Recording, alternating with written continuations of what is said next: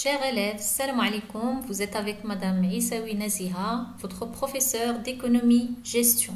Aujourd'hui, on va voir la régulation par la monnaie et précisément la régulation à travers les instruments à objectifs internes.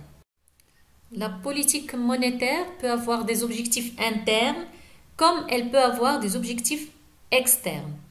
Aujourd'hui, on va voir les instruments à objectifs internes. Let's go. Essayons de voir les différents instruments à objectifs internes.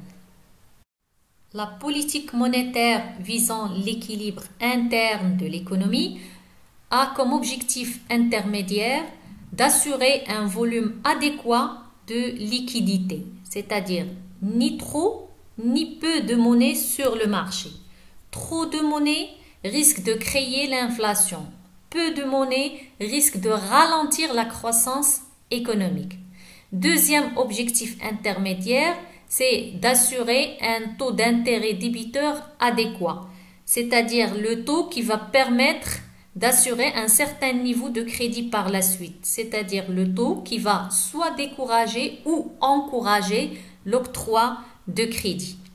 Ces objectifs intermédiaires, bien sûr, vont permettre d'assurer ou bien de réaliser les objectifs finaux tels que la stabilité des prix, mais aussi des échanges extérieurs, la relance de la croissance économique et la lutte contre le chômage.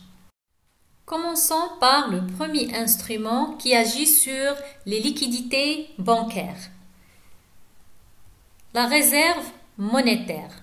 Alors, qu'est-ce qu'une réserve monétaire? Ce sont des dépôts obligatoires et non rémunérés des banques auprès de la banque centrale, Banque El Maghrib. En effet, nous, en tant qu'agents non financiers, quand on veut déposer notre argent, on la dépose auprès des banques. Maintenant, les banques, si elles veulent déposer leur argent, elles vont la déposer auprès de la banque centrale. Sauf que là, lorsqu'on parle de réserve monétaire, ce dépôt, il est obligatoire, c'est-à-dire les banques ils sont contraintes de déposer cet argent au niveau ou bien chez Banque El Maghrib. Et en plus de ça, il n'est pas rémunérateur, c'est-à-dire ils ne vont pas recevoir des intérêts en contrepartie de ce dépôt. La Banque centrale, lorsqu'elle cherche à réguler l'économie à travers la monnaie, elle va utiliser le taux de la réserve obligatoire. Elle va fixer un taux de réserve obligatoire. Alors, essayons de voir qu'est-ce qui se passe. Si par exemple, le taux de la réserve obligatoire, il est de 10% et les engagements des banques ont à un niveau de 100 000 dirhams par exemple. Donc, la réserve monétaire serait de combien? 100 000 multiplié par 10%, ça fait 10 000 dirhams. Et c'est la somme que doit la banque déposer auprès de la banque centrale sous forme de réserve monétaire. Ça veut dire que le reste de liquidité pour la banque serait de, bien sûr, 100 000 moins 10 000 dirhams, serait de 90 000 dirhams. Si maintenant le taux de la réserve monétaire passe à 5%, avec les mêmes engagements de 100 000 dirhams, la réserve monétaire serait maintenant de 5 000 dirhams et donc la liquidité serait de 95 000 dirhams. Donc, c'est le montant qu'elle peut donner sous forme de crédit. Si on suppose maintenant que le taux il a passé à 20% avec les mêmes engagements de 100 000 dirhams, la réserve monétaire serait de 20 000 dirhams, ce qui ne laisse qu'une liquidité un niveau de liquidité de 80 000 dirhams pour les banques. Alors, qu'est-ce qu'on remarque là? Lorsque le taux de la réserve monétaire, il a passé de 10% à 5%, donc il a diminué, cette diminution, elle a affecté le niveau de liquidité de la banque. Ainsi, elle a passé de 90 000 dirhams à 95 000 dirhams. Donc, on constate que le niveau de liquidité a augmenté.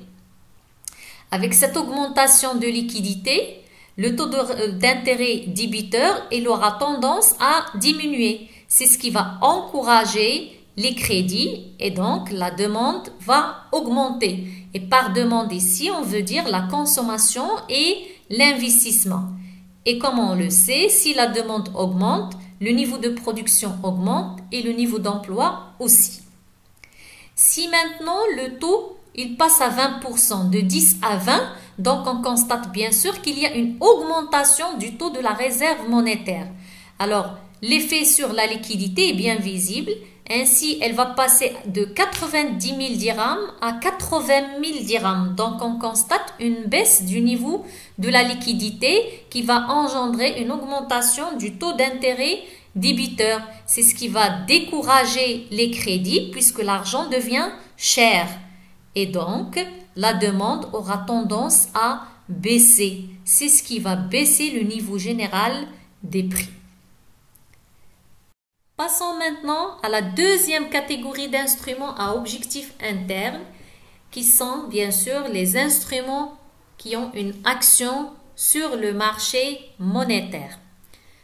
D'abord, on va voir le taux directeur, c'est-à-dire le taux avec lequel les banques se refinancent auprès de la Banque centrale, plus précisément au titre des avances à 7 jours.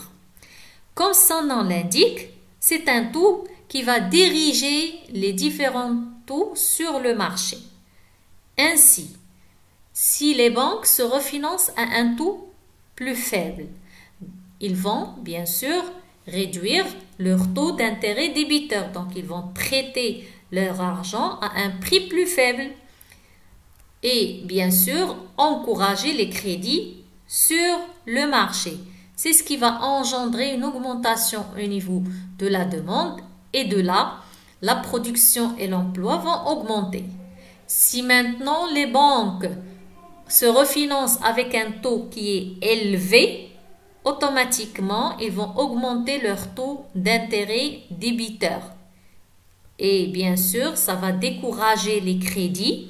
La demande va bien sûr diminuer. C'est ce qui va par la suite réduire les prix, le niveau général des prix et donc l'inflation.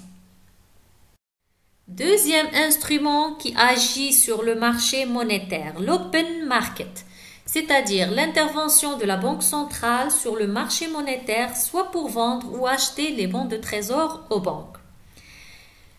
En effet, si la Banque centrale achète des bons de trésor aux banques, elle va leur verser de la liquidité.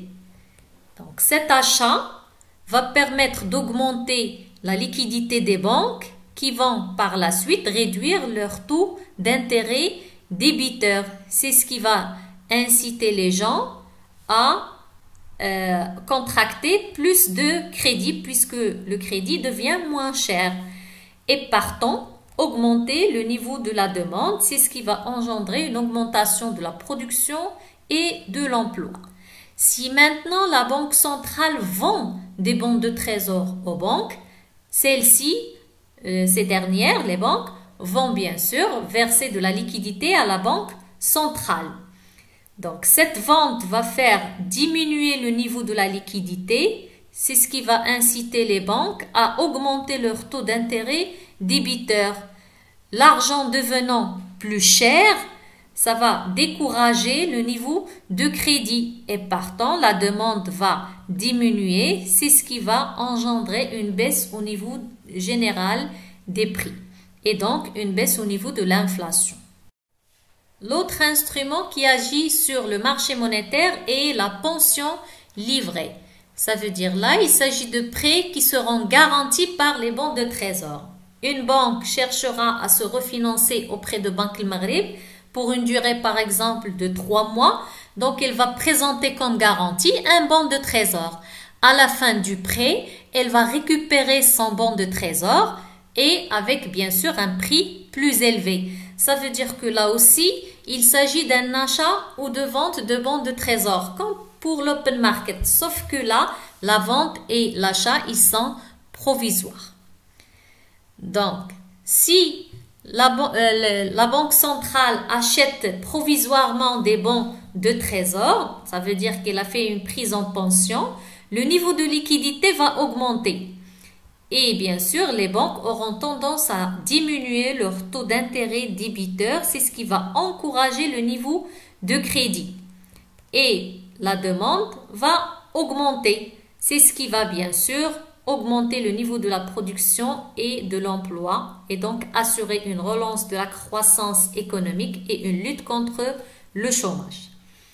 Si par contre la Banque centrale vend les bons de trésor, le niveau de liquidité des banques va diminuer et elles auront tendance à augmenter leur taux d'intérêt débiteur. C'est ce qui va décourager le niveau de crédit et réduire le niveau de la demande.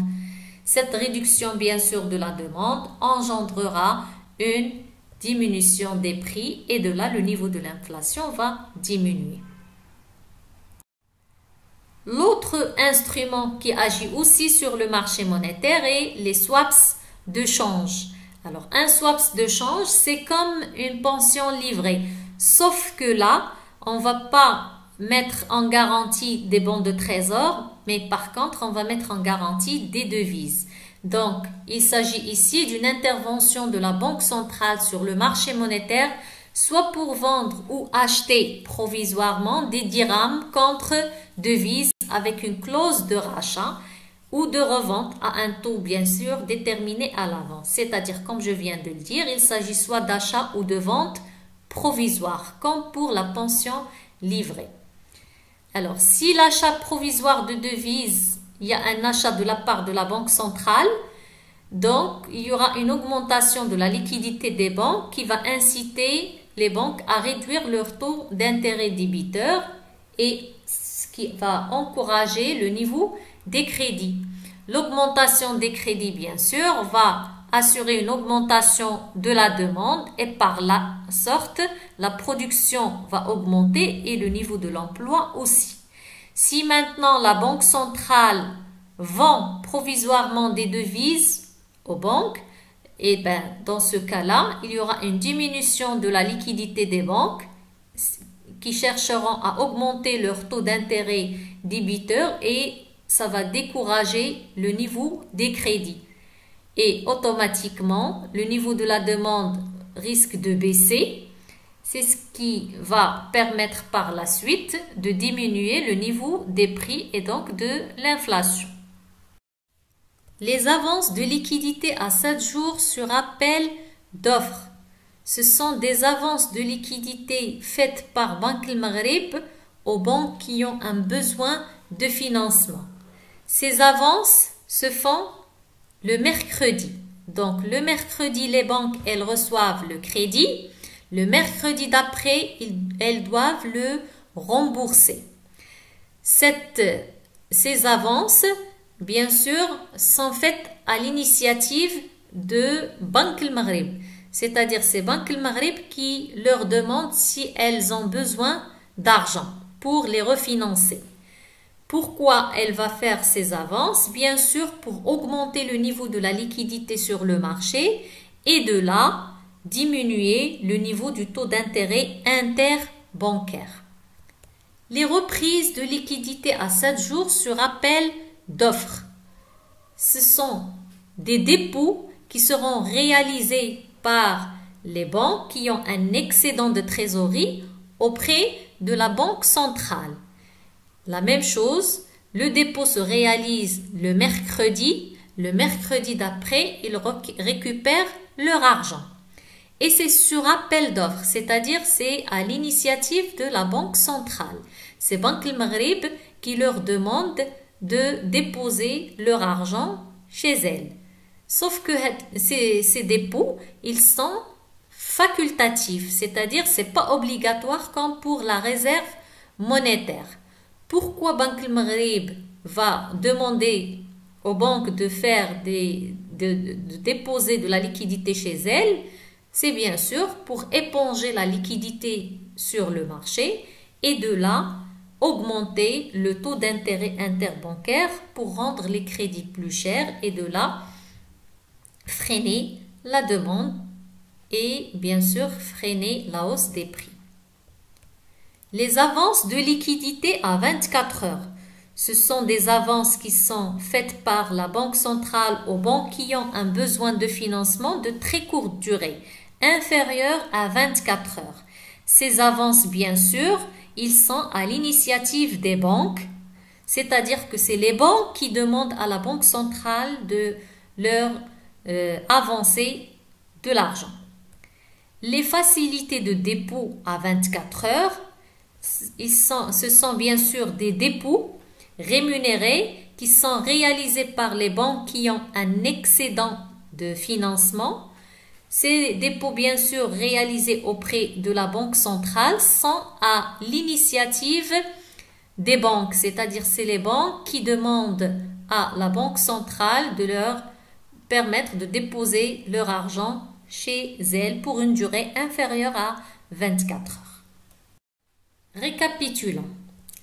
Alors, la politique monétaire, c'est une politique qui peut être soit expansive, soit de stabilisation. Alors, pour chaque politique, on va essayer de voir quel est le contexte de cette politique, pourquoi on va l'entreprendre, quels sont les objectifs intermédiaires qu'on cherche à réaliser, pour quel objectif final, comment on va agir et quels seraient les risques possibles.